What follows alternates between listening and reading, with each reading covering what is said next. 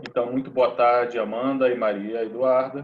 Né? Vamos continuar, então, nossos assuntos sobre esse processo revolucionário do século XIX. O século XIX tem uma parte, né, do final do século XVIII até metade do século XIX.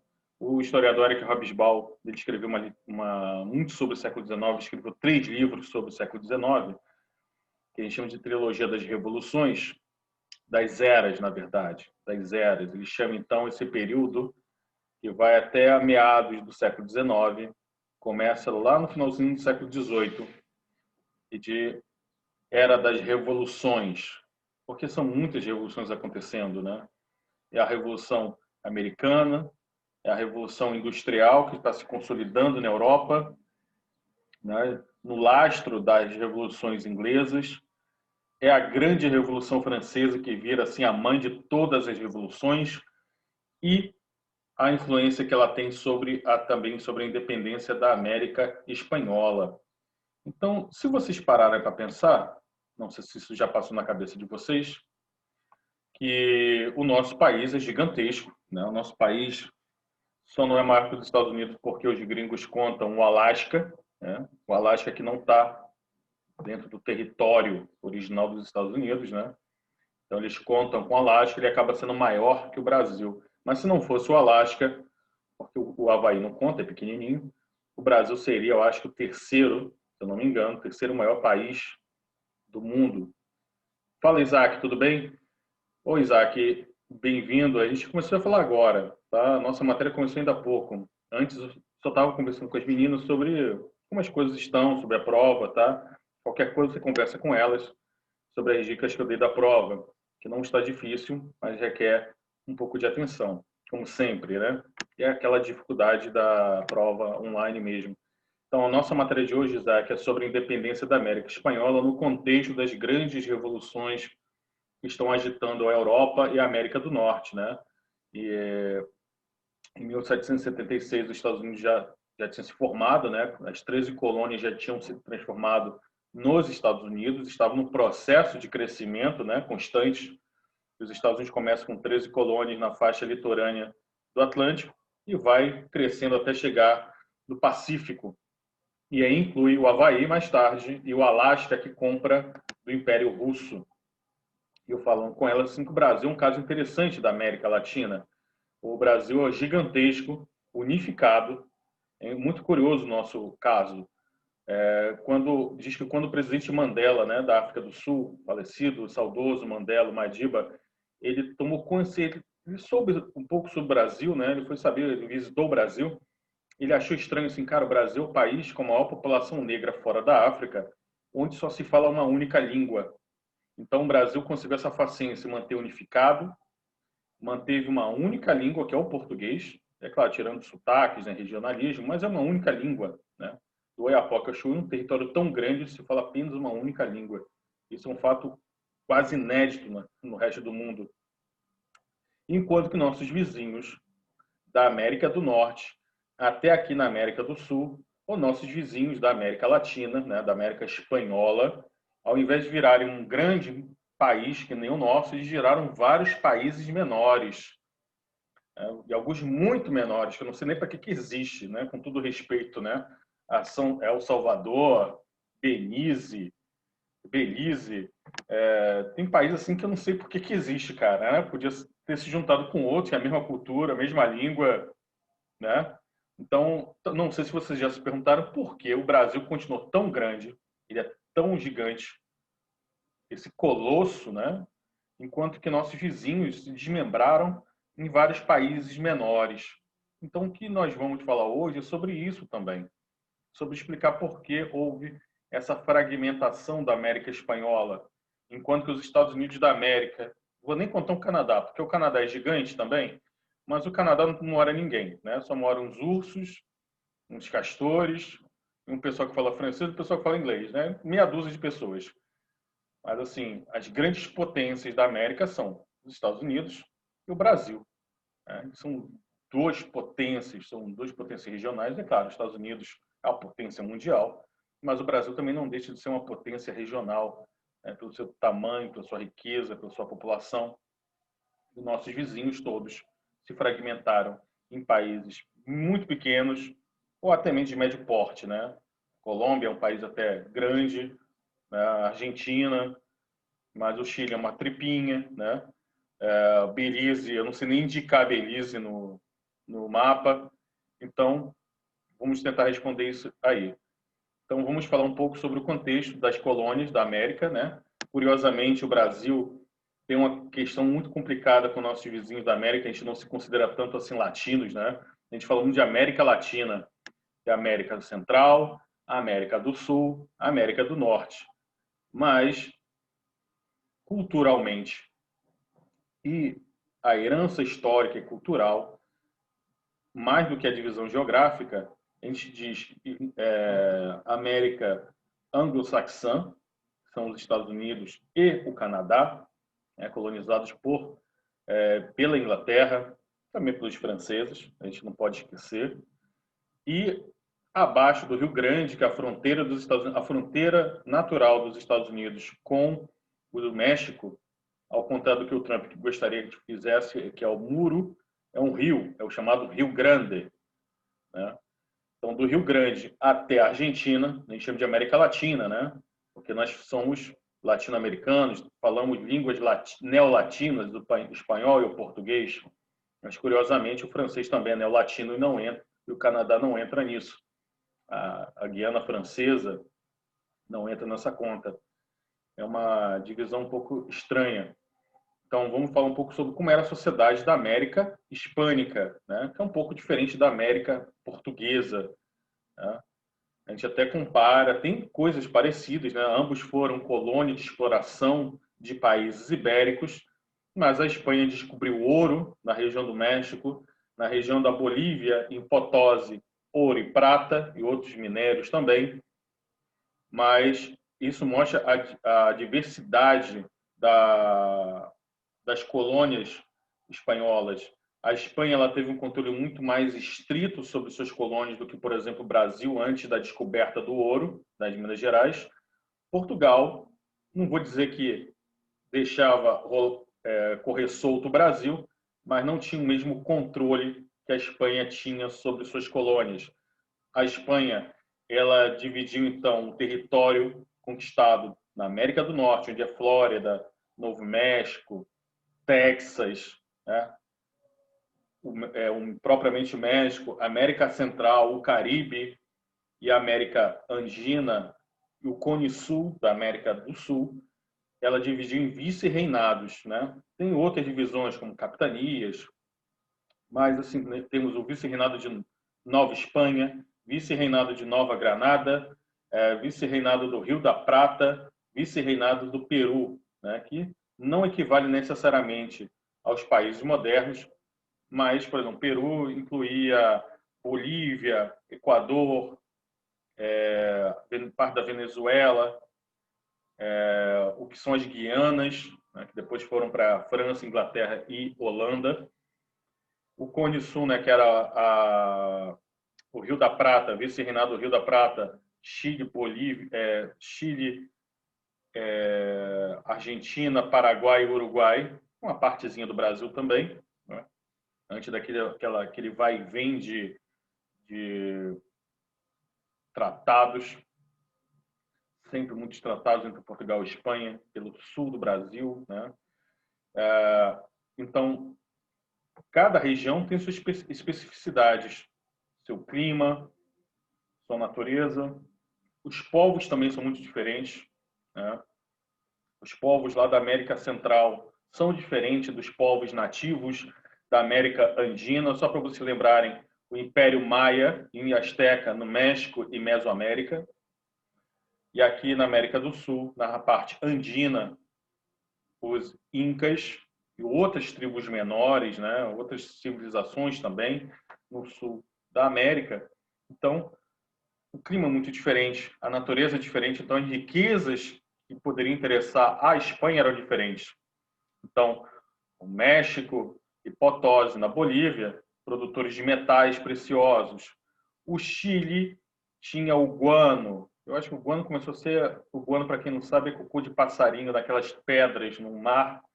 Os pássaros aquáticos marinhos ficam lá defecando durante milhares de anos, criou uma crosta, né, que aquilo fica secando ao sol, né, ininterrupto, aquilo criou uma crosta, se mineralizou e virou um poderoso fertilizante, e era muito valioso esse guano, um dos fertilizantes naturais mais poderosos para a agricultura. Então, você tem agricultura, você tem comércio também. Então, a parte da Argentina era mais para o comércio. Então, você tem uma sociedade que não é tão miscigenada quanto o Brasil. Né? O Brasil é o país mais miscigenado do mundo, mas você tem um pouco de miscigenação. Então, no governo dos espanhóis, você tinha uma elite, né? A elite que controlava a economia, controlava a política, controlava a justiça.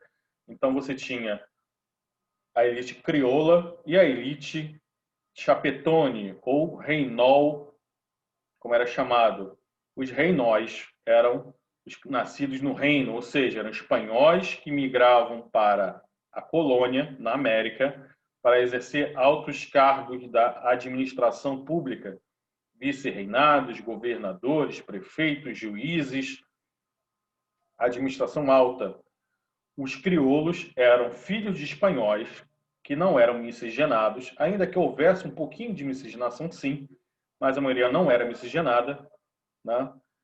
Então, essa elite nascida e criada na América, de ricos fazendeiros, ricos proprietários de latifúndios, de minas, a gente vai chamar de elite crioula, e ela vai ter um papel muito importante no processo de emancipação da América espanhola. Aí, abaixo dessa elite, você tem o povão. O povão são homens brancos pobres, descendentes dos espanhóis, os miscigenados, os mestiços, filhos dos espanhóis com as nativas, dificilmente era o contrário, né? De um nativo com uma espanhola, mas ainda poderia até existir. E você tem uma massa de indígenas que trabalham principalmente como agricultores. E tem, é claro, os escravos de origem africana também, que depois de um tempo passaram também a compor essa sociedade. Então você tem uma sociedade muito estratificada, muito hierarquizada, e dentro da elite você também tem uma diferença também, uma divisão dentro da elite. Porque a elite crioula, a elite daqueles que nasciam, eram ricos, poderosos, mas nascidos na América, não podiam se vice-reis, governadores, prefeitos, juízes, nada disso. Então eles exigiam, né? Era uma luta deles conseguir então maior prestígio social, alcançar essa outra camada. Era uma estratégia da Espanha para que não criasse então um sentimento de nacionalismo, digamos assim, de patriotismo. Então a Espanha ela colocava para governar as colônias na América apenas aqueles espanhóis que ela julgava serem fiéis à causa da Espanha. Ela achava que se colocar filhos da terra, mesmo brancos, mesmo filhos de espanhóis, poderia então surgir um sentimento de pertencimento à terra e fatalmente uma independência. Então a Espanha ela sempre teve esse cuidado. E essa elite crioula, então, o sonho dela é conseguir a emancipação, é conseguir mais direitos. E essa elite, ela controlava a sociedade também através dos chamados cabildos, que era uma espécie de câmaras municipais onde se reuniam os crioulos, na elite crioula, brancos, homens, descendentes sem miscigenação, ricos proprietários de terra, e que tomavam as decisões nesses conselhos municipais, né? Então, os cabildos também têm muita força. Então, eles concentram as terras, eles exploram mão de obra escrava ou então os indígenas através da mita ou da encomienda, que eram as formas de exploração do trabalho dos indígenas. Os indígenas, apesar de serem explorados, não eram considerados escravos. Eram livres, mas explorados através do sistema de mita e encomienda, que não vou explicar. Isso já teve uma aula muito atrás, lá no começo do ano, que a gente falou sobre essas duas formas de exploração, mas é quase escravidão, só para te resumir. Então, esses crioulos, muitas das vezes, eles estudavam na Europa, e estando na Europa, quando eles voltavam para a América, eles traziam na bagagem também a cultura europeia, né? O iluminismo começou, então, se entranhar nessa elite. Então, eles, seguindo o exemplo dos Estados Unidos de independência, influenciados pelo iluminismo, eles então decidiram começar movimentos de emancipação. Então, já falei aqui que existia uma diferença nessa aristocracia. Os crioulos na América, como é um território muito grande e muito diversificado, essa aristocracia também é diversificada. Então, a aristocracia crioula em Lima, no Peru, ou em Buenos Aires, na Argentina, ela era mais ligada a assuntos de comércio, assuntos mercantis, interesses totalmente diferentes, por exemplo, da América Central e do Caribe, que a elite geralmente era dona de latifúndios para a exportação de açúcar e de outros gêneros tropicais, como frutas tropicais também, café, na Colômbia, café, no Caribe, açúcar. Então, eles não tinham os mesmos interesses que o pessoal lá da Argentina. Na Venezuela, você tinha uma produção mais voltada para a subsistência, uma agricultura mais diversificada, voltada para a produção de gêneros alimentícios para o consumo interno. E fora também, né, aquelas produtoras de ouro, prata, que ainda havia na Espanha, na América Espanhola. Vocês devem conhecer aquele tradicional campeonato de futebol, onde apenas participam países da América, mas não inclui os Estados Unidos. Não é nem porque os Estados Unidos não sabem jogar futebol com os pés e sim com as mãos, né? Mas nem com o Canadá. O chamado torneio, Libertadores da América. Isso em homenagem, então, aos líderes revolucionários, né? Dos grandes líderes que libertaram a América do domínio europeu. Então, da Bolívia, Colômbia, Equador, Venezuela, temos então Simão Bolívar. Da Argentina, Chile e Peru, José San Martín. No Chile, um inglês, Bernardo O'Higgins, descendente de inglês, aliás.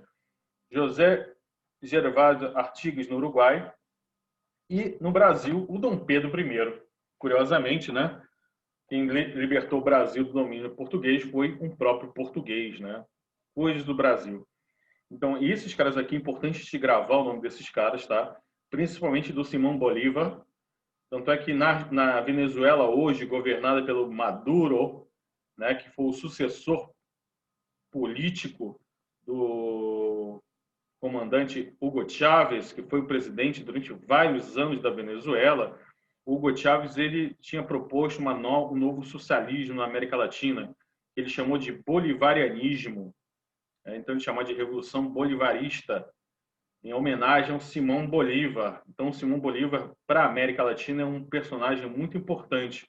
Tanto a esquerda quanto a direita tentam pegar a imagem dele e utilizar ele como símbolo para justificar sua política.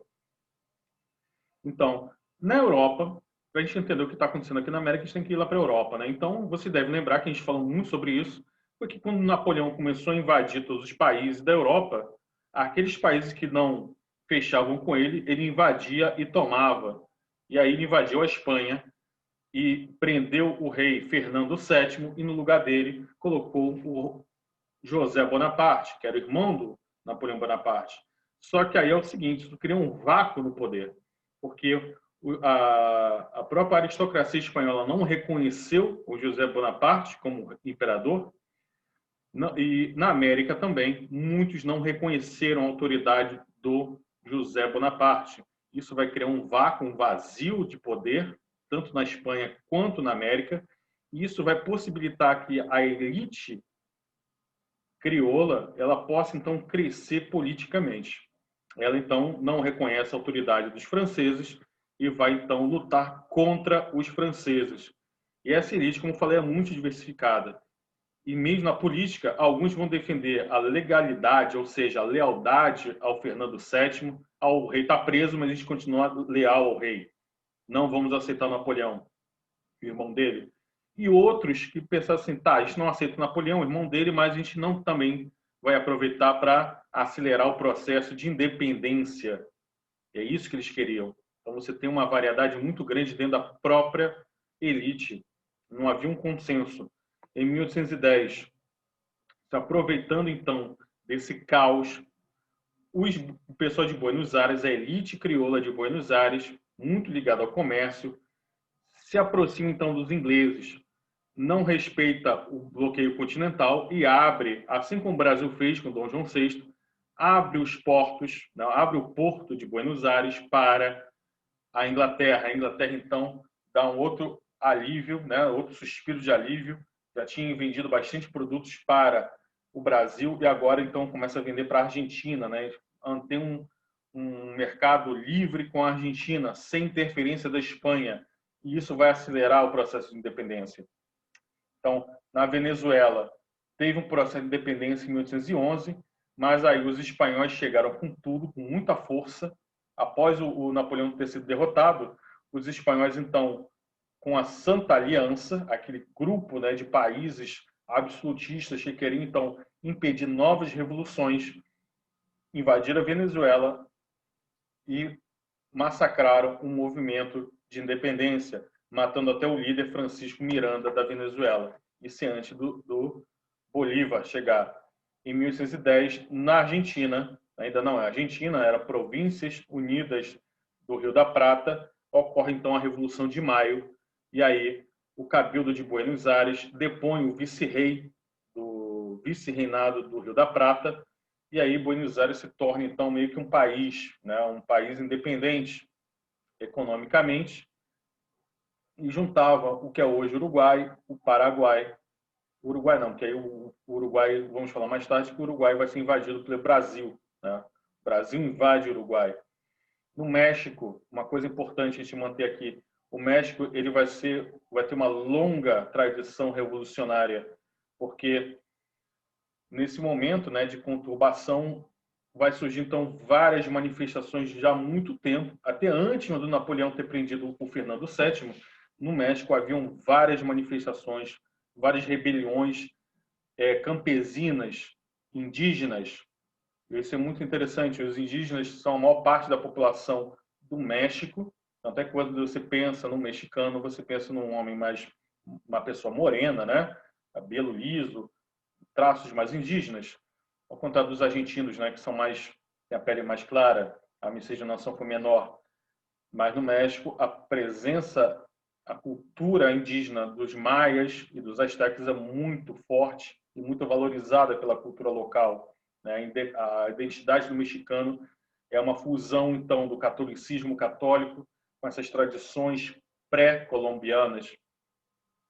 Então, liderado por um padre, esses índios, então, iniciam um processo de revolução, de independência, mas os espanhóis combatem com muita ferocidade, matam o padre Miguel Hidalgo, que é o grande líder, grande herói até hoje, ele é celebrado no México, eu acho que até o dinheiro mexicano tem a cara dele, e então ele é fuzilado, mas não acaba com o movimento revolucionário. Os indígenas sempre continuam então com esse movimento de luta contra os espanhóis, não só contra os espanhóis também, mas contra a exploração da elite crioula também. Em alguns momentos eles se unem, em outro momento eles estão lutando um contra os outros.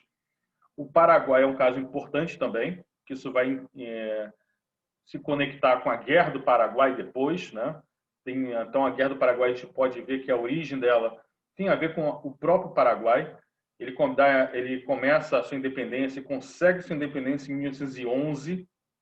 Ele é uma região estranha, né? Porque é uma região meio que está isolada.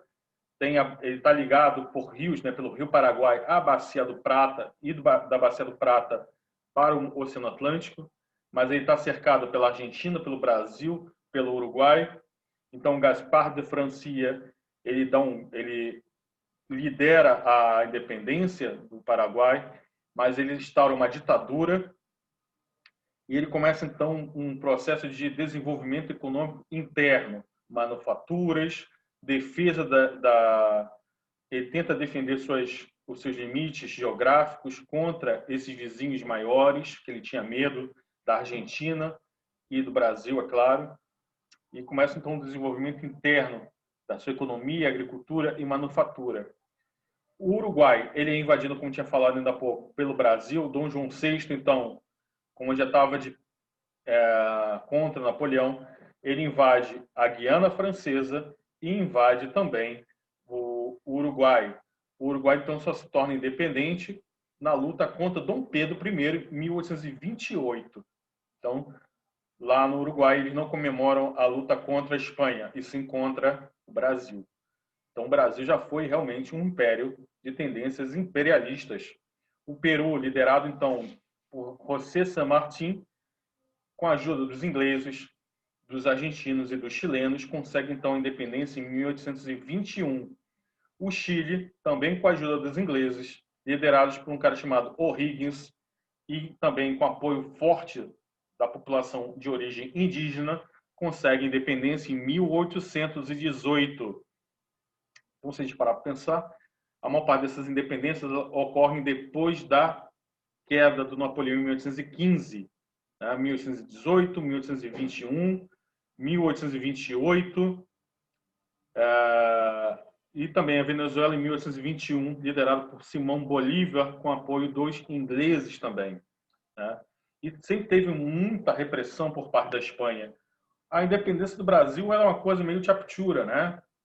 Tem guerra, sim. Não vou dizer que não teve rebelião, que não teve guerras, sim. Mas, como nesses países, não. São guerras muito virulentas, são guerras muito sangrentas da luta pela independência. Na semana que vem, a gente vai falar mais sobre o México. O México ele merece um enfoque mais detalhado, ele é muito mais complexo. Tá? E a gente fecha esse assunto, e a gente fecha a matéria do ano. Tá? Bom, gente, falei pra caramba, tem muita coisa ainda, tá? Mas é um pouco para a gente conhecer um pouquinho da história dos nossos vizinhos. Parece que o Brasil ele está virado de costas para a América, né? Parece que porque tem a Cordilheira dos Andes, a mata, a floresta amazônica, parece que o Brasil está desconectado com nossos vizinhos, né? O brasileiro nem se considera muitas das vezes latino, não gosta dessa peste de latino, tá? A gente está muito mais olhando para a Europa e agora olhando para cima para os Estados Unidos sempre. E a gente esquece dos nossos vizinhos. A gente vê pela nossa história que nós temos muita coisa em comum, muito mais em comum do que nós poderíamos sonhar em ter. Então, gente, eu vou terminando por aqui.